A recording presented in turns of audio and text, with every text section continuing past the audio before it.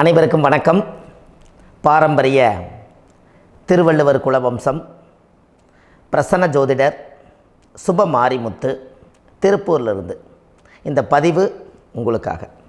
ஐயா வணக்கங்க ஐயா. வணக்கம் ஐயா.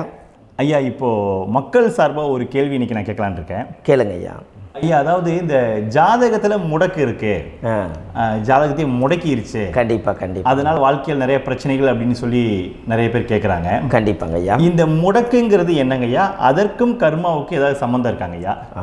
ரொம்ப பற்றி சொன்னீங்கன்னா ரொம்ப உதவியாக இருக்குங்க. நல்ல கேள்விங்க ஐயா. இந்த கர்மாவே முதல்ல எங்கேருந்து வருது அப்படிங்கிறது தான் இப்போ நம்ம சொல்ல போகிறோம்.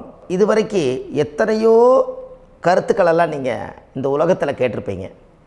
ஆனால் இந்த பதிவில் நீங்கள் பொறுமையோடு இந்த கருத்தை ஒரு இனிமையோடு நிதானமாக கேட்டிங்கன்னா உங்களுடைய ஊழ்வினை கர்மா எங்கிருந்து உருவாச்சு, இதனுடைய இந்த கர்மானால் நாம் என்ன கஷ்டப்படுறோம், நாம் இந்த பூமியில் பிறக்கிறதுக்கு என்ன வரம் வாங்கி வந்தோம், நம்ம பாவ புண்ணியமெல்லாம் ஜாதக கட்டத்தில் போய் எப்படி எடுக்கிறது, நம்மளுடைய தோஷம்னு சொல்கிறோமே அந்த தோஷம் எப்படி கிரியேட் ஆகுது, நம்ம இந்த பூமியில் பிறக்கும்போது கொண்டு வந்த கர்மாவா, இல்லை கடவுளே நம்மளுக்கு ஒரு தண்டனையாக கொடுத்த கர்மாவா, இல்லை நம்ம இந்த பூமிக்கு வந்ததுக்கு அப்புறம் செய்த கர்மாவா, இது எல்லாத்தையுமே நம்ம பொறுமையாக கேட்கணும்னா கண்டிப்பாக இந்த பதிவை நீங்கள் பொறுமையோடு கேளுங்க. உங்களுக்கு இதில் ஒரு பெரிய ஒரு ரகசியம் ஒன்று அடங்கியிருக்குது. அந்த ரகசியத்தை தான் இன்றைக்கி இந்த உலகத்துக்கு அரங்கேற்றம் பண்ணுறேன். இந்த முடக்கு நம்ம ஐயா கேட்டதில் ஒரு அற்புதமான ஒரு விஷயம் என்ன அப்படின்னு கேட்டிங்கன்னா, முடக்குங்கிறது அந்த காலத்தில் பெரிய திறமையை கட்டி போட்டு வச்சுட்டா நம்மனால் அது இயங்க முடியுமா? முடியாது இல்லைங்களா ஐயா? முடியாது. அப்போது அதே மாதிரி ஜாதக கட்டத்தில் நமக்கு வேண்டிய யோகத்தை கடவுளே நம்மளுக்கு நாம் செய்த பாவத்தினால அது முடக்கி வச்சிருச்சுன்னா அந்த பாவகத்தை அந்த ஜாதகர் அனுபவிக்க முடியுமா? அனுபவிக்க முடியாது. அப்போது அந்த அனுபவிக்க முடியாமல் வெளி உலகத்தில் போய் நம்ம தேடி போன பிறவியில் செய்த பாவத்தை இந்த பிறவியில் நீங்கள் தேடி கண்டுபிடிச்சி வாழ்க்கையில் நீங்கள் எப்போ மேலுக்கு வர்றது? அப்போது அந்த கர்மா 12 ராசி கட்டத்துக்குள்ள 27 நட்சத்திரத்தில் 9 கிரகங்களுக்குள்ள ஒரு பெரிய ஒரு ஆத்துமாத்துமான கர்மா, உங்கள் பூர்வ ஜென்ம கர்மா இதுக்குள்ளே எங்கேயோ ஒரு இடத்துல முடங்கியிருக்குது.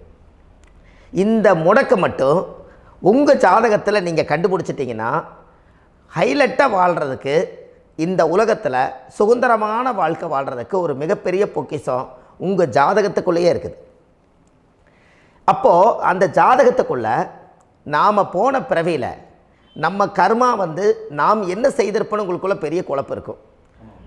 என்னங்க ஐயா, நீங்கள் என்ன கர்மா பண்ணிட்டு வந்தீங்க, நாம் போன பிறவியில் நம்ம யாரை ஒரு வதச்சோம், யாரை நம்ம மனசை புண்படுத்தினோம், நம்ம தாத்தாவுக்கு சோறு போட்டோமா, நம்ம பாட்டனுக்கு சோறு போட்டோமா, நம்ம முப்பாட்டனுக்கு சோறு போட்டோமா, நம்ம கொள்ளுப்பாட்டனுக்கு சோறு போட்டோமா, அப்போ நம்ம அப்பாவுக்கு நம்மளை பெற்றவருக்கு நம்ம சாப்பாடு கொடுத்தோமா, இவங்களுக்கெல்லாம் நம்ம சேவை பணிமடைகள் செஞ்சோமா, நம்மளுடைய உறவுகளுக்கெல்லாம் அரவணைச்சு போனோமா, நம்மளுடைய இந்த மாதிரி நாம் இரத்த சம்பந்த உறவுகளை இருந்து தான் இந்த உலகத்துக்கு நம்ம வெளியில் வந்திருப்போம்.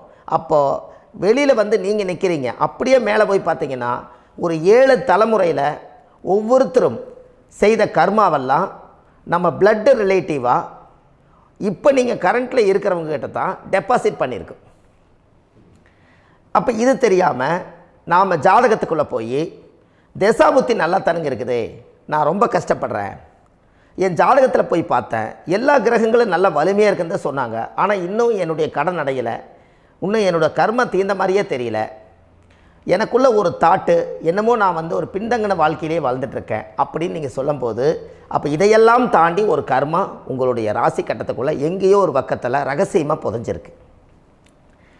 அப்போது அந்த ரகசியமாக புதைஞ்சிக்கக்கூடிய அந்த முடக்கு தான் இன்றைக்கி இந்த உலகத்துக்குள்ளே நீங்கள் தெரிஞ்சுக்கக்கூடிய விஷயம். அப்போ அந்த முடக்குங்கிறது ஒன்று உண்மை. இந்த உலகத்துக்கு நம்மளை எல்லாத்துலேயும் நல்லா யோசிச்சு பாருங்கள். 12 ராசி கட்டம் இருக்குதுங்களா ஐயா? ஆமாங்க ஐயா. ஆனால் கிரகம் எத்தனை இருக்குதுங்க? 9 தான் இருக்குங்க ஐயா. ஆமாம், 12 ராசிக்கு 12 கட்டத்துக்கு 12 கிரகம் கொடுத்துருக்கலாமல்ல கடவுள். அப்போ ஏன் 3 கட்டத்தை மட்டும் எம்டி பண்ணி மீதி 9 கிரகத்தை வச்சுக்கிறாருன்னா, அப்போ நாம் செய்த 3 தலைமுறை கர்மாவுக்கு அது எந்த கட்டம் பிளாக் ஆகுதோ அந்த கட்டத்துக்குள்ளே ஏதோ ஒரு ரகசியம் இருக்கிறனால தானே எங்கேயோ ஒரு பக்கத்தில் நீங்கள் கண்டிப்பாக கர்மாவில் மாட்டுவீங்கிறது கடவுளே படைச்சு தானே இதை உருவாக்கியிருக்காரு. 12 ராசிக்கு 12 கட்டம் கொடுத்துருந்தா எங்கே நீங்கள் சுற்றி வந்தாலும் ஏதோ ஒரு வீட்டுக்குள்ளே போய் உட்காந்துக்கலாம். ஆனால் ஒரு வீடு சுத்தமாக இருக்குது, ஒரு வீட்டில் 4 கிரகம் இருக்குது, ஒரு வீட்டில் 3 கிரகம் இருக்குது, ஒரு வீட்டில் 5 கிரகம் இருக்குது, ஒரு 3 வீடு 4 வீடு காலியாக இருக்குது. அப்போ எங்கேயோ ஒரு ராசி கட்டத்துக்குள்ளேயே கடவுளுடைய கர்மா விளையாட்டு, அது ரகசிய விளையாட்டு தான். அப்போது இந்த இடத்துல தான் உங்கள் ஜாதகத்தில் முடக்கு இருக்குது. இந்த முடக்கை நீங்கள் எப்படியெல்லாம் அதை ஆராய்ச்சி பண்ணி கண்டுபிடிக்க முடியும் அப்படிங்கிற ஒரு விஷயத்தை தான் இன்றைக்கி நம்ம இந்த உலகத்துக்குள்ளே இதை நுழைக்க போகிறேன். இப்போ அப்பா செய்த பாவம்னு ஒன்று இருக்குமில்லங்க ஐயா, நம்ம அறியாத வயசில் தெரியாதில்ல, அப்பா செய்த பாவம்னு இருக்கும். அப்பாவுடைய சொத்து பிள்ளைக்குத்தானா, அப்பாவுடைய பாவம் பிள்ளைக்குத்தானே, என்னங்க ஐயா? சரி, அப்போ தாத்தா இருக்கிறாரு, தாத்தாவுடைய கர்மா உயிர் எங்கே எழுதி வைக்கிறாருங்க? அப்போது மகனை விட்டுறாரு. அப்போ தாத்தா மாதிரியே முகம் இருக்குது, தாத்தா மாதிரியே அவருடைய நடை உடை பாவனை இருக்குது, அவர் தாத்தாவுடைய ஜீனு தான் அப்படின்னு இவர் சொல்லும்போது, அப்போ தாத்தாவுடைய சொத்து பேரனுக்கு சொந்தம்னா தாத்தாவுடைய பாவம் எங்கே போகுங்க? Very good. அப்போ அப்போது இந்த கர்மா எப்படி டிரான்ஸ்ஃபர் ஆகுதுன்னு உங்களுக்கு தெரியுதா? அப்போ நீங்கள் போன பிறவியில் அந்த தாத்தாவுடைய பேரனை நீங்கள் பிறக்கிறதுக்கு கர்மம் உங்களை செயல்பட வச்சுருக்குது. அதனால் நீங்கள் தாத்தாங்கிறீங்க. அதனால் அந்த கௌரவமாக எங்கள் தாத்தா சம்பாரித்த சொத்து நான் தான் அனுபவிக்கணுங்கிற விதியை நீங்கள் உருவாக்கிறீங்க. அப்போது இந்த ஜாதகத்தில் அந்த ஊழ்வினை தோஷந்தான் ஏதோ ஒரு வழியில் உங்களை கர்மாவை செயல்படுத்துது. அதனால தான் இந்த ஜாதகத்தில் எந்த ஒரு முடக்கை எடுக்கிறதா இருந்தாலும் சூரியன் என்ற நட்சத்திரம் எதுவோ அந்த நட்சத்திரத்துக்கு எந்த வீடு முடக்காகுதோ அங்கே தான் உங்களுடைய கர்மா ஒளிஞ்சிருக்கும். இதுதான் உங்களுடைய பெரிய ஒரு பொக்கிஷமான ரகசியம்.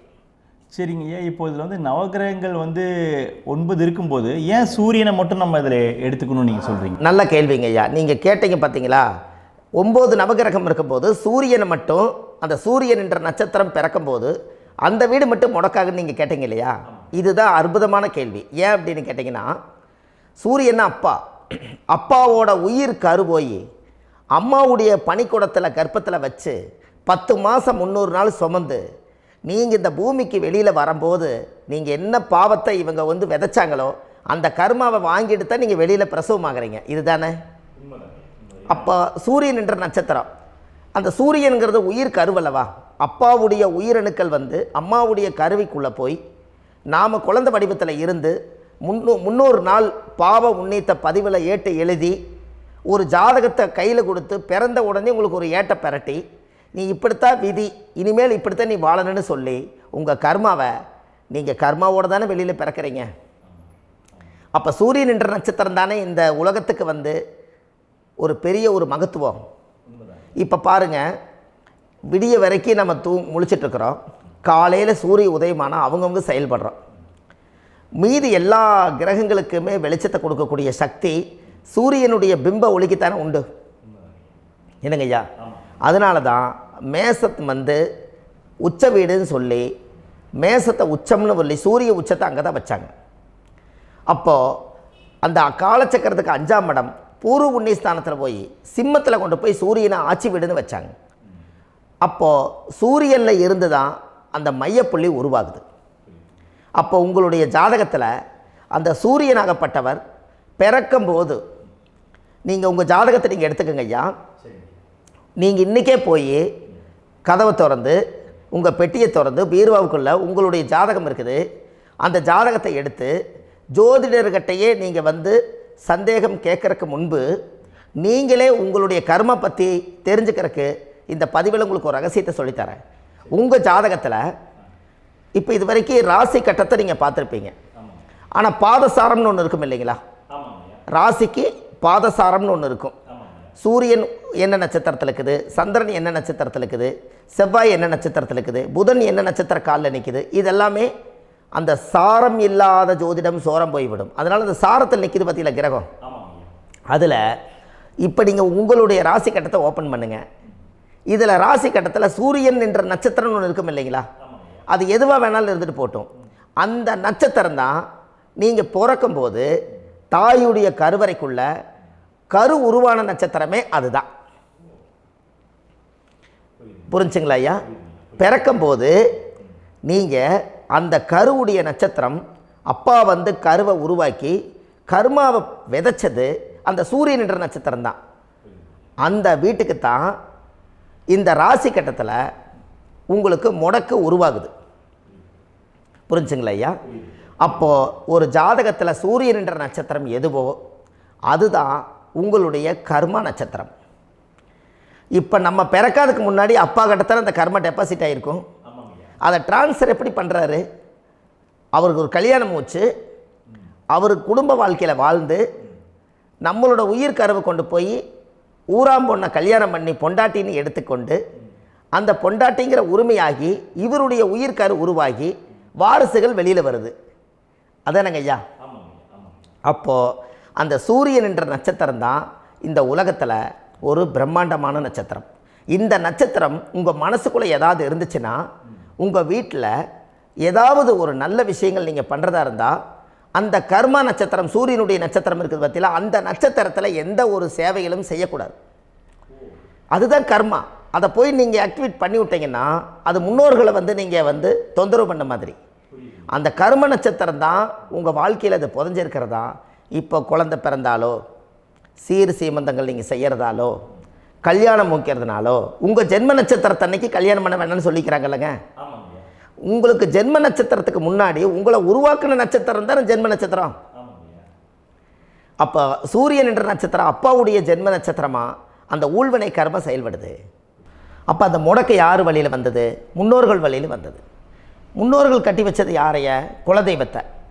அப்போ அந்த குலதெய்வத்தை போய் சாமிக்கு போய் வீடு வாசல்லாம் வலித்து குலதெய்வத்தை போய் தேங்காய் பழம் பூ மாலை கல்கண்டு வாங்கி அர்ச்சனை பண்ணி ஒரு அன்னதானம் ஒன்று பண்ணிவிட்டு சாமிக்கு பொங்கல் வச்சு நைவேத்தியம் பண்ணிவிட்டு உங்கள் ஜாதகத்தை வச்சு பூஜை பண்ணிவிட்டு வாங்க. அதுக்கப்புறம் தான் உங்கள் கர்மாவை கண்டுபிடிக்கிறதுக்கு வழியே பிறக்கும். குலதெய்வத்தை வணங்காமல் கோவிந்தா கோவிந்தா என்று பல தெய்வத்தை வணங்கினாலும் பலனொன்றும் இல்லைன்னு அந்த காலத்தில் முன்னோர்கள் சொல்லி வச்சுக்கிறாங்களா இல்லைங்களா? அதனால் கண்டிப்பாக அதை கண்டுபிடிச்சி நீங்கள் அதுக்கு ஒரு நைவேத்தியம் பண்ணால் மட்டும்தான் முதல்ல உங்கள் 5ஆம் பாவம் முன்னோர்கள் அது வேலை செய்யும். குலதெய்வ ஆலயத்துக்கு போயிட்டு வாங்க. போயிட்டு வந்துட்டு இந்த கர்மவினை தோஷத்தை நிவர்த்தி பண்ணுறதுக்குண்டான சரியான பரிகாரத்தை நம்ம எடுப்போம். அப்போது உண்மையாலுமே ஒரு ராசி கட்டத்துக்குள்ளே இந்த மாதிரி ஒரு அந்த கர்ம தோஷம் இருப்பதனால இந்த கர்மா தோஷத்துக்கு அந்த முடக்க தோஷங்கிறத நீங்கள் எடுத்து அதை கண்டுபிடிச்சி அந்த சூரியன் என்ற நட்சத்திரம் எந்த ராசி கட்டத்தில் போய் முடக்காயிருக்குதோ அந்த முடக்கு எந்த பாவகம் வந்து நம்மளுக்கு லாக் ஆகிருக்குதோ அந்த பாவகத்துக்கு உண்டான பரிகாரங்கள் அதுக்குரிய ஸ்தலங்கள் அந்த கோவில்களில் போய் சுவாமிக்கு தேங்காய் பழம் பூமாலை கல்கண்டு வாங்கி அர்ச்சனை பண்ணி நீங்கள் அந்த கோவிலுக்குள்ளே போய் உட்காந்து சாமி கும்பிட்டு வந்தீங்கன்னா உங்களுடைய ஜாதகத்தில் இருக்கக்கூடிய அந்த முடக்கு தோசை நீங்கி வாழ்க்கையில் நீங்கள் எதை சாதிக்க வந்தீங்களோ அந்த சாதனையை நீங்கள் சாதிச்சிட்ருப்பீங்க. புரிஞ்சுங்களா ஐயா? ஏன் அப்படின்னா அந்த முடக்கு நட்சத்திரத்துக்குள்ளே தான் ஒரு தோஷம் இருக்குது. இப்போ அந்த காலத்தில் பாருங்கள் ஐயா, முன்னோர்கள் எல்லாம் நிறைய பேர் கோவில் கட்டி வச்சுட்டு போயிருக்காங்களா இல்லைங்களா? இந்த கோவில் எதுக்காக கட்டி வச்சுக்கிறாங்கன்னா அவங்க கட்டினவங்களுக்கும் அந்த முடக்கு தோஷம் இருந்திருக்குது. ராஜாக்கள் இருந்திருக்குது, மன்னர்கள் காலத்தில் இருந்திருக்குது, ஜமீன்தார் காலத்தில் இருந்திருக்குது. இப்போ அவங்களுடைய அமைப்புகள் எல்லாமே முன்னோர்கள் என்னமோ அறியாமல் தெரியாத தன்னடக்கம் இல்லாத ஒரு கர்மாவை இவங்க செஞ்சிட்டாலும் அதுக்குரிய பரிகார ஸ்தலங்களை கொண்டு போய் அந்த காலத்திலே ஜாதகம் பார்த்து நம்ம வந்து முன்னோர்களுடைய பாவத்தை நாம் செய்த பாவத்தையும் தீர்த்துட்டு நமக்கு கீழே அடுத்த சந்ததிகள் அடுத்த தலைமுறைகள் வந்தாலும் இந்த கோவில்களுக்கு வந்து விளக்கு போட்டு சாமி கும்பிட்டு இந்த மண்ணை மிதிச்சிட்டு போனால் அன்னையோடு அந்த கர்மா தீருங்கிறது அந்த காலத்திலேயே முடக்க தோஷ பரிகாரத்தை கோவில் வழியில் அந்த காலத்தை திசை திருப்பி வச்சுருக்காங்க. அப்போ நீங்கள் கோவிலுக்கு போகாமல் கண்டிப்பாக இந்த பரிகாரத்தை நீங்கள் உடைக்க முடியாது. ஏன் உடைக்க முடியாதுன்னா இப்போ நீங்கள் எத்தனை வருஷம் வாழ்கிறீங்க ஐயா? 120 வருஷமே வச்சுக்கோங்க. சூரியன் திசை 6 வருஷம், சந்திரன் திசை 10 வருஷம், செவ்வாய் திசை 7 வருஷம், ராகு திசை 18 வருஷம், குரு திசை 16 வருஷம், சனி திசை 19 வருஷம், புதன் திசை 17 வருஷம், கேது திசை 7 வருஷம், சுக்கிரன் திசை 20 வருஷம். இப்போ நான் சொன்ன டோட்டலெல்லாம் கூட்டிங்கன்னா 120 வருஷம் வரும். இது ஒரு மனிதர் பிறந்து பூரண ஆயுளோடு வாழ்ந்தால் இந்த 120 வருஷம் வாழ்ந்தால் அவர் இந்த பூலோக பதவி விட்டு சிவலோக பதவி போயிடுவார். அதுக்கு பேர் தான் பூரண ஆயுள் என்று பொருள். அப்போ இந்த பூரண ஆயுளை வாழ்ந்தவருக்கு 120 வருஷம். கோயில் எத்தனை வருஷம் வாழுதுங்க ஐயா? கோயில் பழங்காலத்து கோயிலெல்லாம் எத்தனை வருஷம் வாழுதுங்க? 12 வருஷத்துக்கு கும்பாபிஷேகம். அது ஓகே, அது பரவாயில்ல. 12 வருஷத்துக்கு ஒருக்கா பழசை புதுப்பிச்சு கும்பாபிஷேகம் பண்ணி மறுபடியும் அதுக்கு பவர் ஊட்டி சக்தி ஊட்டி அதுக்கு உருவேற்றுறாங்க. நான் சொல்கிறது கோயில் 5000 வருஷம் 4000 வருஷம் பெரிய பெரிய சித்தர்கள், மகான்கள், ரிஷிமார்கள், யோகிகள், சித்தர்கள் இவங்களெல்லாம் போய் கோவில்லையே சிவனையும் பெருமாளையும் வழிபாடு பட்டுட்டு கோவில்லையே ஒரு ஓரத்தில் ஜீவசமாதி ஆயிட்டாங்கன்னு பழைய கால கோயிலில் சித்தர்கள் குடியிருக்காங்களா இல்லைங்களா? இருக்காங்கல்லங்க ஐயா. அப்போது நாம் 120 வருஷம் வாழ்கிறோம், கோவில் 5000 வருஷம் வாழுது. எங்கே சக்தி அதிகமாக இருக்குன்னு சொல்லுங்க? கோவிலில் தாங்க ஐயா. கோயில் தான், அதில் ஒன்றும் மாற்றம் இல்லைங்களே. கோயில் தாங்க. அப்போ கோவிலில் தான் அந்த சக்தி இருக்குதுன்னு நீங்கள் சொல்கிறீங்க. அப்போ உங்களுடைய கர்மாவை உடைக்கிறதுக்கு 120 வருஷம் பெருசா 5000 வருஷம் பெருசான்னு சொல்லுங்கள்? 5000 தாங்க. அப்போ 5000 வருஷம் உள்ள அலைகள் வந்து எத்தனை அந்த சிவனுக்கு இப்போ சிவன் கோயிலே உங்களுக்கு முடக்கு தோஷத்துக்கு ஒரு கோயில் வருதுன்னு வச்சுக்கோங்க. அந்த கோவிலில் எத்தனை முடக்குகளுக்கு உண்டான கோவில்கள், எத்தனை பழங்களை ஊற்றி சாமிக்கு அபிஷேகம் பண்ணியிருப்பாங்க, எத்தனை பால் கூட ஊற்றிருப்பாங்க, பன்னீர், தேன், இளநீ, மஞ்சள் நீர், திருமஞ்சனம், அபிஷேகம், பொங்கல், நைவேத்தியம் இத்தனையும் செஞ்சு அந்த சிவனை வந்து சிவனாக பார்த்து அந்த கருவறைக்குள்ள ஒரு கிராணங்கள் வரும்போதும் கூட பாதுகாப்பு பண்ணி வச்சு நல்ல சக்தியோடு அந்த கருவறையை புத்தியோடு அவங்க வேலை செஞ்சு அந்த காலத்தில் வச்சுருக்காங்களா இல்லைங்களா? அப்போது நம்ம வீட்டை அவ்வளோ சுத்தமாக வச்சுருக்க முடியுமா? என்னதான் வாஸ்து இருந்தாலும் முடியாது இல்லைங்களா? அப்போது அவ்வளவு ஒரு பவர்ஃபுல்லான கோவில் அந்த முடக்கு தோஷத்துக்குள்ளே ரகசியமாக அந்த கோயில் அடங்கியிருக்குது. உங்கள் ஜாதகத்துக்குள்ளே உண்மையாலுமே ஊழ்வினை கோயில், கர்மவினை கோயில் அதுக்குள்ளே இருக்குது. அந்த ஜாதகத்தை கணிச்சு பார்த்தா கரெக்டாக உங்களுடைய ஜாதகத்தில் அப்பாவுடைய கருவறையிலேருந்து உயிர் உருவாகிற நேரத்தில் இருந்து இப்போ வரைக்கும் நீங்கள் கரண்ட்டில் வாழ வரைக்கும் அந்த கர்ம கூட வர்றதை ஒரே ஒரு இடத்துல போனால் மட்டும்தான் விட்டுட்டு வர முடியும். அது எந்த வீடு அப்படின்னு கேட்டால் உங்களுக்கு வந்து அப்பாவுடைய கர்மா வழியில் போய் அந்த கோவில் பழையகால கோயில், பழையகால தெய்வங்கள், அந்த கோவில் தான் உங்கள் ஜாதகத்துக்குள்ள ரகசியமாக இருக்கும். அது ஏன் இந்த பதிவில் உங்களால் சொல்ல முடியாது அப்படின்னா, இந்த பதிவில் ஏன் உங்க சொல்ல முடியாதுன்னா உங்கள் ஜாதகம் தெரியாமல் என்ன கோயிலை நீங்கள் சொல்லுவீங்க? இப்போ பொதுவாக ஒரு நட்சத்திரத்துக்கு ஏதோ ஒரு கோவிலை அவங்க சொல்லி நீங்கள் போயிட்டு வர்றீங்கன்னு வச்சுக்கோங்க. ஆனால் அது வேலை செய்யலைன்னா நம்மளுக்கு என்னங்க இவ்வளோ கஷ்டப்பட்டு போய் அதை பலனடையிலேன்னு கேள்வி கேட்டக்கூடாது. உங்கள் ஜாதகத்தை நீங்கள் கொண்டாங்க, உங்கள் டேட் ஆஃப் பர்த் டயத்தை போட்டு ஜாதகத்தை கணிச்சு நீங்கள் சூரியன் என்ற நட்சத்திரத்துக்கு உங்களுடைய கர்மவினை கோவில் யார், உங்களுடைய முடக்கு யார், ஊழ்வனை தோஷத்துக்கு உண்டானவர் யார், தாய் வழி கர்மா யார், தந்தை வழி கர்மா எது, நீங்கள் பிறக்கும்போது வந்த கர்மா என்ன, இது எல்லாம் கணிக்காமல் பொதுவாக ஒரு கோயிலில் போய் நீங்கள் பாட்டுக்கு சாமி கும்பிட்டு வந்தால் பலன் எப்படி கிடைக்கும்? கண்டிப்பாக கிடைக்காதுங்க ஐயா. என்னங்க ஐயா? அது தெரிஞ்சு பண்ணாதான் சரியா? ஒரு டாக்டர்கிட்ட போகிறீங்க, என்னை அப்படியே ஸ்கேன் பண்ணி ஒரே ஒரு மாத்திரை கொடுங்கன்னு கேட்டால் டாக்டர் கொடுப்பாருங்களா? அவர் என்ன பிரச்சனை இருக்குதோ அதை முதல்ல கண்டுபிடிச்சி ஸ்கேன் பண்ணி பார்த்து ரிப்போர்ட் எடுத்து அது மூலியமாக தான் கொஞ்சம் எடுத்து ஐயா உங்களுக்கு இந்த பிரச்சனை, இதுக்கு தீர்வுக்கு இதுக்குண்டான மெடிசன், இது இப்படித்தான் சாப்பிடணும்னு அது முறையாக சொல்லி அந்த உயிர் வாழ வைக்கிறாரு டாக்டர். அவர் ஒரு தெய்வ வடிவத்தில். கரெக்டுங்களா ஐயா? அப்போ உங்களோட கர்மா எங்கே செயல்படுது அப்படின்னா இந்த முடக்க நீங்கள் இந்த பதிவில் தெரிஞ்சுக்கங்க. அதுக்குரிய நட்சத்திரம் என்னன்னு தெரிஞ்சு வச்சுங்க. உங்கள் ஜாதகத்தில் சூரியன் என்ற நட்சத்திரத்தை எடுத்துக்கங்க. அந்த வீட்டுக்கு முடக்க இந்த பதிவில் எந்த வீடு லாக் ஆகிருக்குதுங்கிறத நான் உங்களுக்கு இந்த வீட்டில் சொல்கிறேன். அந்த வீட்டு நீங்கள் பாருங்கள், உங்களுடைய லக்கணத்துக்கு அது எந்த வீடு. இப்போ லக்கணத்துக்கு ஒரு 7வது வீடுன்னே வச்சுக்கோங்க. அப்போ லக்கணத்துக்கு 7வது வீடே முடக்கு. அப்படி ஒரு முடக்கு ஆகிப்போச்சுன்னா ஒரு ஜாதகத்தில் லக்கணம் தான் 1, 7ஆம் இடம்ங்கிறது மனைவி ஸ்தானம். ஒரு ஆணுடைய ஜாதகத்துக்கு 7ஆம் இடம் தான் மனைவி. அவருக்கு நல்ல மனைவி அமையாமல் ஆடம்பரம் இருந்தும் வீடு அரண்மனை மாதிரி இருந்தும் அந்த மனைவியை ஒரு சந்தோஷமாக அவர் அனுபவிக்க முடியாது. புரிஞ்சுங்களா ஐயா? சந்தோஷமாக அனுபவிக்க முடியாது. ஏன் அப்படி? 7ஆம் இடத்துல தான் அவரோட கர்மா உட்கார்ந்துருக்குது. கரெக்டாக சொன்னீங்க. 7ஆம் இடத்துல தான் அந்த கர்மா உட்கார்ந்துருக்குது.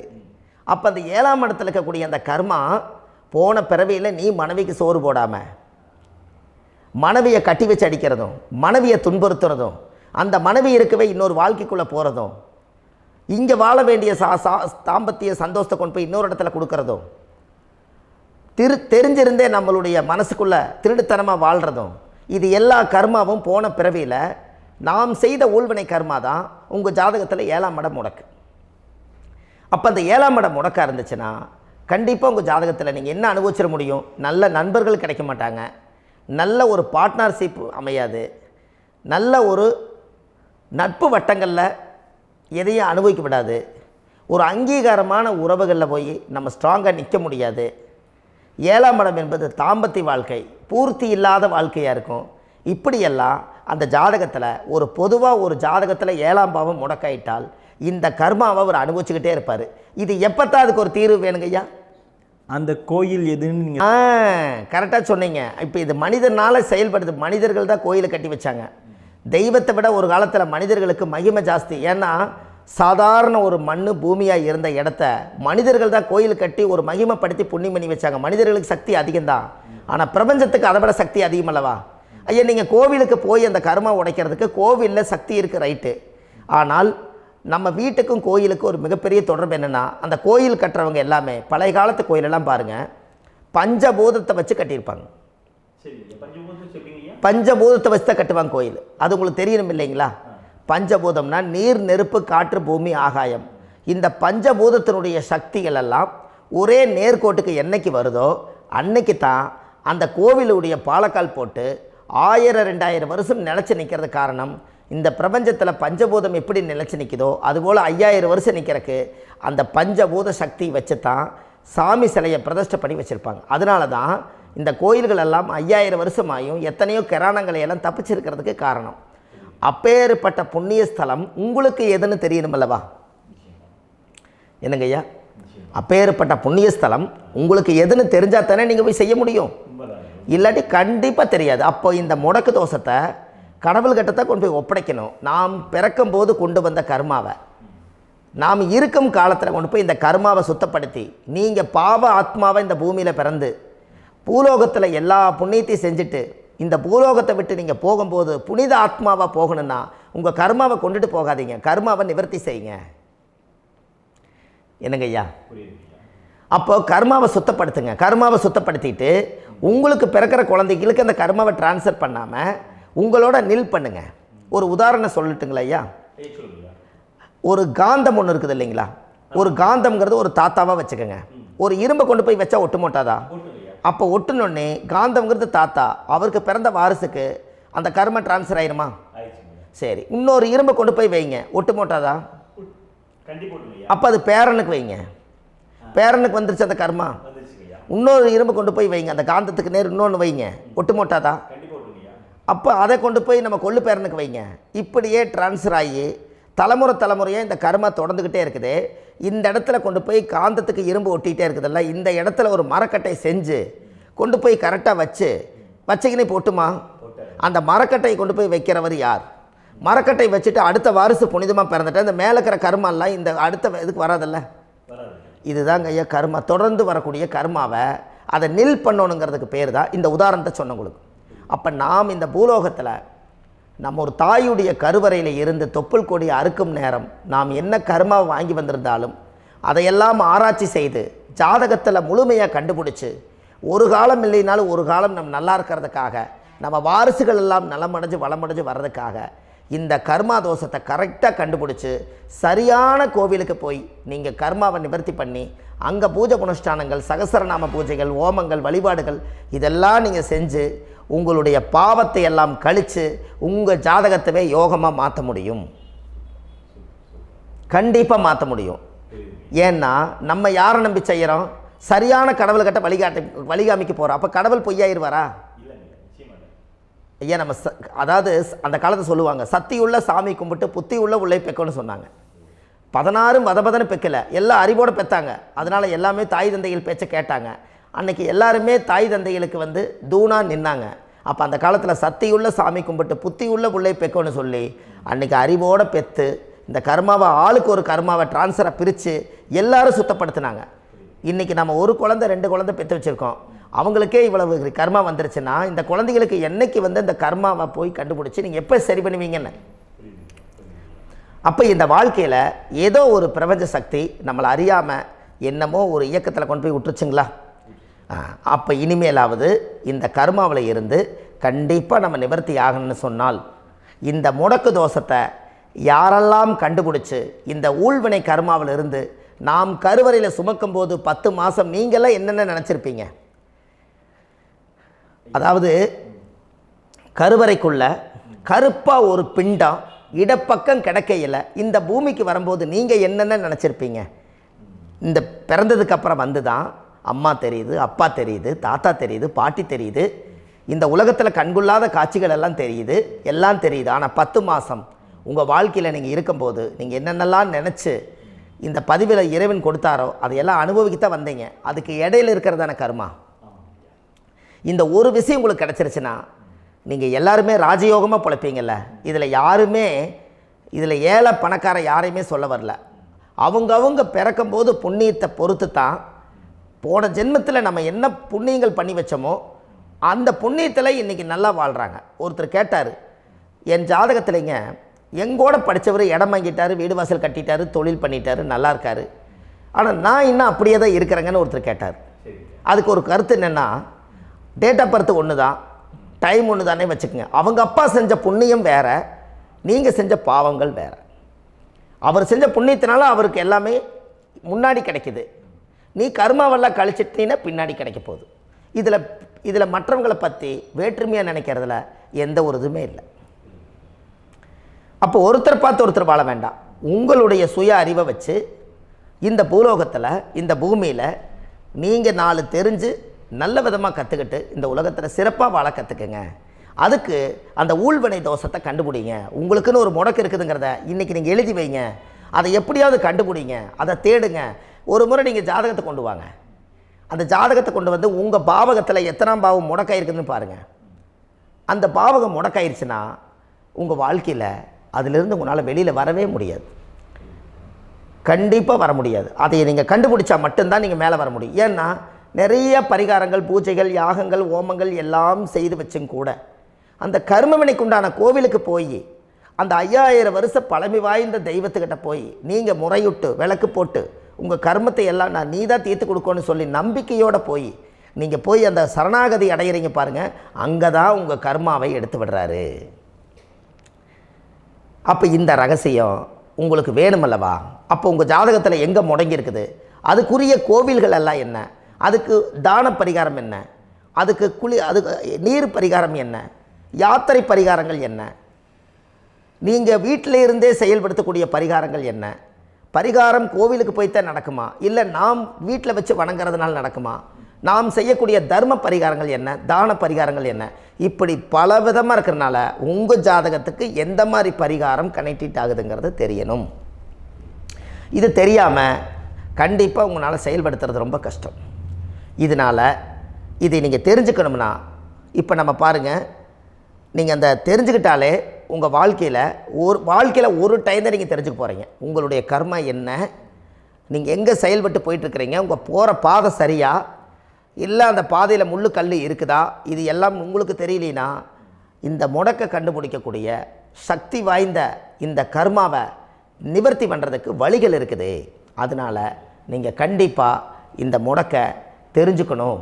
இந்த முடக்கு ராசினா என்ன உண்மையாலுமே உங்கள் வாழ்க்கையில் நீங்கள் தெரிஞ்சு இனிமேல் உங்கள் வாழ்க்கையில் இதுவரையிலும் கர்மாவுக்குள்ளேயே கஷ்டப்பட்டீங்க, வழி தெரியாமல் கண்ணை கட்டி காட்டில் விட்ட மாதிரி இருந்தீங்க.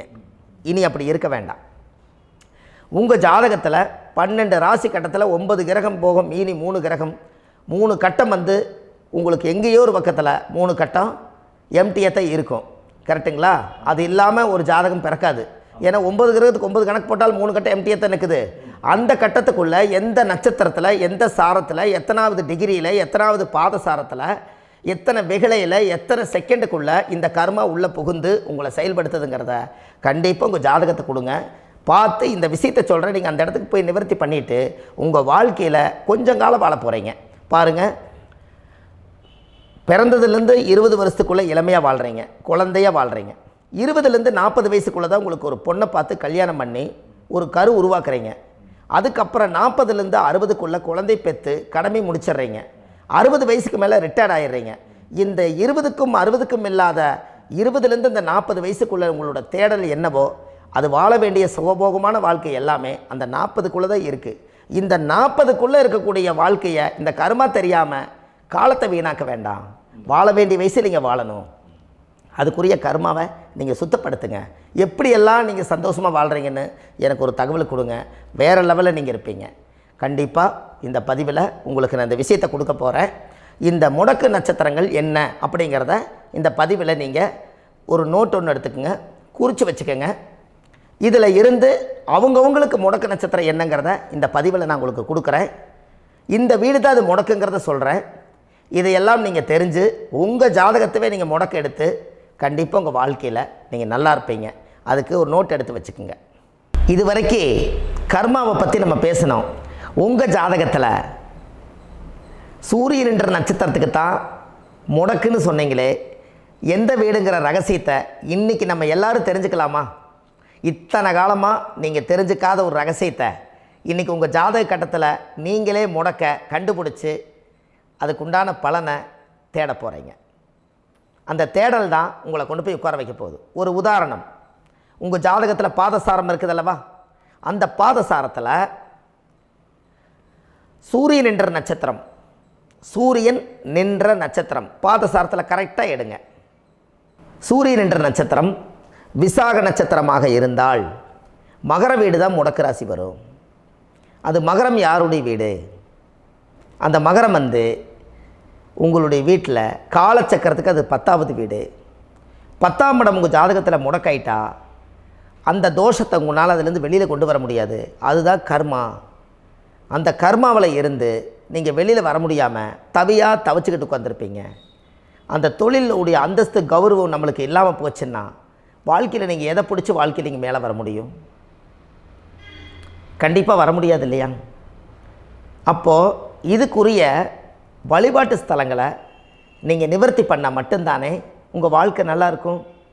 கண்டிப்பாக உங்கள் ஜாதகத்தில் அந்த முடக்கு எங்கே இருக்குதுன்னு கண்டுபிடிச்சி அதுக்குரிய பரிகாரங்கள் என்ன, உங்கள் ஜாதகத்தில் மற்ற கிரகங்கள் எல்லாம் எப்படி இருக்குன்னு பார்த்து அதுக்குரிய பரிகாரத்தை எடுத்து செய்தால் உங்கள் வாழ்க்கை கண்டிப்பாக ஒரு மாற்றத்துக்கு வந்தே தீரும். அனுச நட்சத்திரத்தினுடைய பதிவை அடுத்த பதிவில் நம்ம பார்க்க போகிறோம். நம்ம ஆன்லைன்லேயே ஜாதகம் பார்க்குறோம். உங்கள் date of birth, time, place கொடுத்தீங்கன்னா போதும்.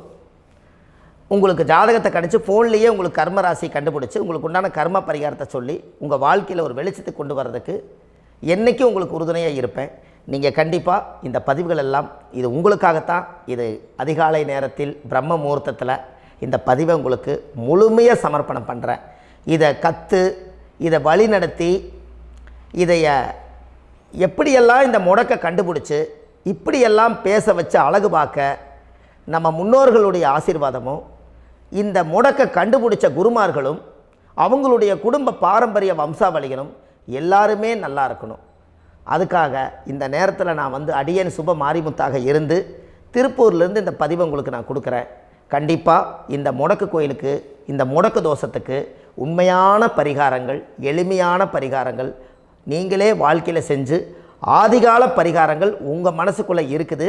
அதை செயல்படுத்தினா மட்டும் போதும், வாழ்க்கை எங்கேயோ போயிடும். கண்டிப்பாக ஒரு முறை உங்கள் ஜாதகத்தை அனுப்பி வைங்க, உங்களுக்கு நான் பார்த்து பலன் சொல்கிறேன். இன்றைக்கி நான் கொடுத்த பதிவுகள் எல்லாம் உங்களுக்கு ரொம்ப பயனுள்ளதாக இருந்திருக்கும். உங்களுக்கு இது வரைக்கும் எத்தனையோ கர்ம வினைகளை பற்றி தெரியாமல் இருந்திருப்பீங்க. இந்த பதிவில் நிறைய கேட்டு தெரிஞ்சுக்கிட்டீங்க. இதெல்லாம் வாழ்க்கையில் ரொம்ப முக்கியமான பரிகாரங்கள், எளிமையான பரிகாரங்கள். நேராக நீங்கள் கடவுளை தான் கெட்டியாக பிடிக்க போகிறீங்க. அந்த பரிகாரங்கள் எல்லாம் செஞ்சு அதிகாரமாக வாழ்ந்து இந்த பூலோகத்தில் நல்ல சிறப்பாக வாழ்கிறதுக்கு இந்த பரிகாரம் உங்களுக்கு ரொம்ப யூஸ்ஃபுல்லாக இருக்கும். கண்டிப்பாக இந்த பதிவை செய்யுங்க. நம்ம பாரம்பரிய திருவள்ளுவர் குல வம்சம், பிரசன்ன ஜோதிடர் சுப மாரிமுத்து, திருப்பூரில் இருக்கேன். 30 ஆண்டு காலமாக நம்ம ஜோதிடம் பார்த்து கொண்டு இருக்கிறோம். இவ்வளவு காலமாக எத்தனையோ ஆயிரக்கணக்கான மக்களுக்கு நம்ம ஜோதிடம் பார்த்து வழிகாட்டி நிறைய மக்களுக்கு நிறைய சேவைகள் செஞ்சுருக்கேன். நிறைய கோயில் கட்டி வச்சுருக்கேன், கும்பாபிஷேகங்கள் பண்ணி வச்சுருக்கேன், அன்னதானங்கள் நிறையா பண்ணி வச்சுருக்கேன், புண்ணிய யாத்திரைகள் நிறைய போய் வந்திருக்கேன். மக்களுக்காகவே நான் உங்களுக்கு உழைக்க தயாராக இருக்கேன். இந்த ஜோதிடம் என்னுடைய ஒரு பாரம்பரியமாக என்னுடைய அப்பா, தாத்தா, முன்னோர்கள் இதெல்லாம் எங்களுடைய குலத்தொழில் இது. அதனால் நாங்கள் பாரம்பரியமாக திருவள்ளுவர் குல வம்சம். வள்ளுவர் வாக்குன்னு யூடியூப் சேனலில் போனீங்கன்னா 1000 பரிகாரங்கள் கொடுத்துருக்கேன். அதுவும் உங்களுக்கு ரொம்ப யூஸ்ஃபுல்லாக இருக்கும். வள்ளுவர் வாக்கு அப்படின்னு போடுங்க. அப்படி இல்லைன்னா சுப மாரிமுத்துன்னு போடுங்க. இதில் பரிகாரங்கள் நிறையா கொடுத்துருப்பேன். கண்டிப்பாக இதெல்லாம் நீங்கள் சந்தித்து நீங்கள் ஒரு சப்ஸ்கிரைப் பண்ணி வச்சுக்கோங்க. நான் போடக்கூடிய பதிவுகள் எல்லாமே உங்களுக்கு நோட்டிஃபிகேஷனை வந்துடும். அதனால் நீங்கள் ஒரு சப்ஸ்கிரைப் பண்ணி வச்சுக்கோங்க. தினமும் ஒரு தகவல் உங்களுக்கு கொடுத்துக்கிட்டே இருக்கேன். இதெல்லாமே உங்களுக்கு ஒரு பெரிய சந்தோஷமான நிகழ்ச்சிகள். என்றைக்கும் உங்களோட நான் வாழ்கிறேன். உங்களுடைய குடும்பத்தில் நான் ஒருத்தராக இருந்து குடும்ப ஜோதிடராக நான் இருப்பேன். கண்டிப்பாக ஆயுளுள்ள வரைக்கும் உங்களுக்காக இந்த ஜோதிடத்துக்கு உழைச்சி உங்கள் குடும்பத்தில் ஒருத்தராக நான் வந்து ஒரு ரத்த உறவில் நான் வந்து இந்த பூர்வ ஜென்மத்தில் உங்களுக்கு நான் கடமைப்பட்டிருக்கேன். கண்டிப்பாக அடுத்த பதிவில் உங்களை நான் சந்திக்கிறேன். வாழ்வது ஒரு முறை, வாழ்த்தட்டும் தலைமுறை. நன்றி, வணக்கம்.